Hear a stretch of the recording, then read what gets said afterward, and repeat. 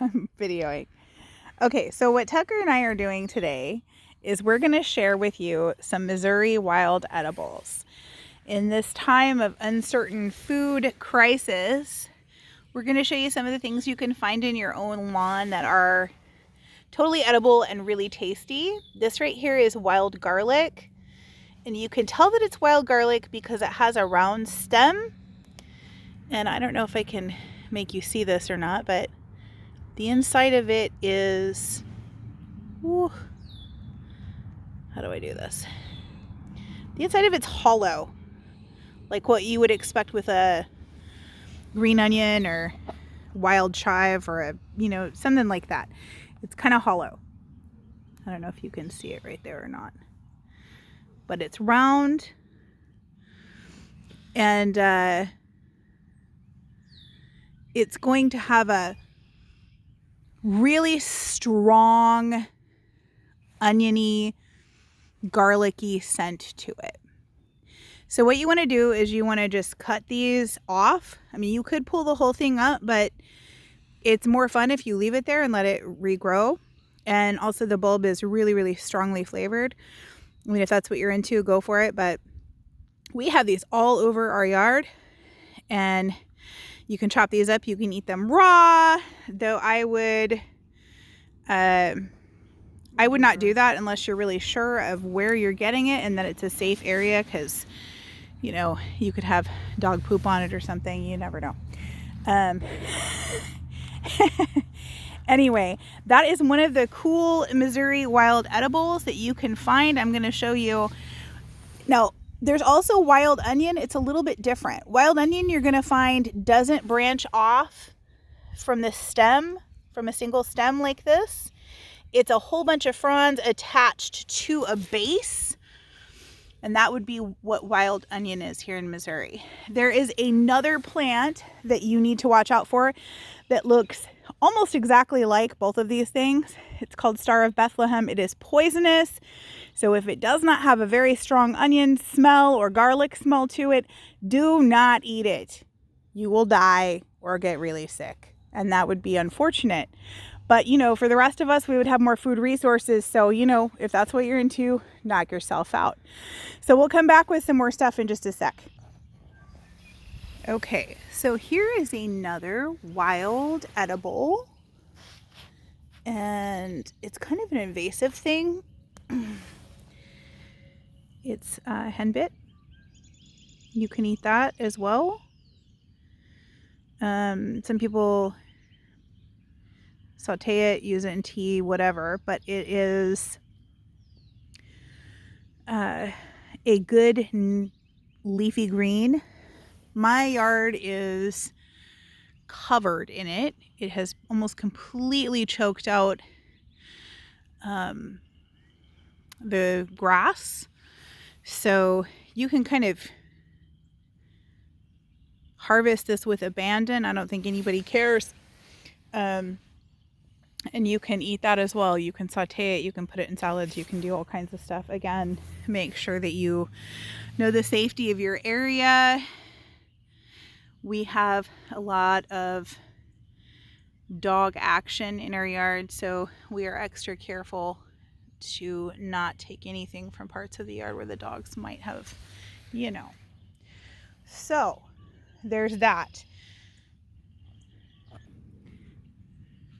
Okay, so here's another native thing, and something that, well, I'm not even sure if it's native, but everybody's planted it. Almost everybody. These right here, and they're about the right size.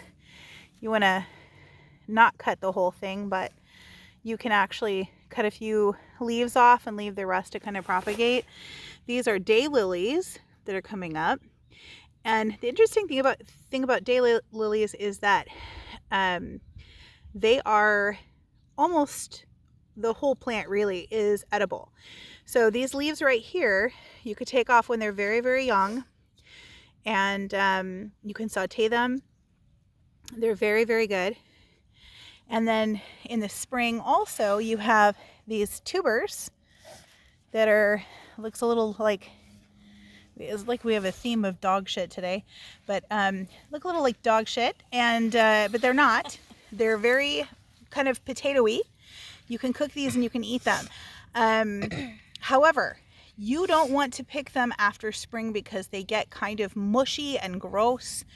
And you want to get them now in the spring when they're nice and firm. They have all those nutrients still in them and they have not used those nutrients to produce flowers. So now is the time to thin the hurd. And if you want to try the daylily tubers, you can totally eat those. I have them all out here in this area of my yard, kind of poking through. And I don't even really use this, so I could totally thin these out and we could eat them. Interestingly, once they flower, once they all fully come up, you can pull the daylily buds, you can batter them, you can fry them, and you can eat the flowers. You can put the flowers into salads. So that's another fun fact. Should be for this video, how to survive if you don't have any food. How to Coronavirus outbreak. How to survive if you don't have any food in Corona. Oh look, there's a cat. We don't eat cats though. You could also eat squirrel and stuff. I just had to include Amara there because she was pretty funny. How to survive in the coronavirus outbreak if you don't have any food. So I don't think that they taste like honeysuckle. What do you think they taste like? Honeysuckle. No, they don't. Well, they don't even taste like anything. Are the flower part edible? Yes, it's all edible. All edible. They're related to Delicious. Tastes like what, nothing. mint? They are related to mint. They are related to mint, but they're good in salads. They're good in things like that. So that's Amar eating henbit. Hopefully not any dog shit to go with the henbit. No. I'm just Name teasing. videos. My mom sings about dog shit. Mom, whenever I start YouTube, you're gonna ruin me. I'm gonna ruin you? Yeah. Oh, okay. How's that? Because you're singing about dog shit. Oh. People are just gonna be seeing me on YouTube when I'm older, and they're like, "Oh my God, this Amara miss you." The little girl where her mom sang about dog shit on a YouTube video about how to survive. You're not allowed to say that word. Look, it's a pregnant cat. You can Okay. So Amara and I are going to tell you thank you for viewing with us today. We will do some more videos. We're going to do one on poisonous plants you might find in your yard. And I'll give you a couple of examples of those. Don't just go eating stuff in your yard that looks familiar. Unless you planted it. Well, or unless you can identify it easily. This is especially true for mushrooms, things like that. Just don't do it. Don't do it unless you are 100,000% positive that what you're eating is edible. Yeah, kids, don't eat random stuff from your yard. After Amara just told me she's been eating henbit since we moved in here.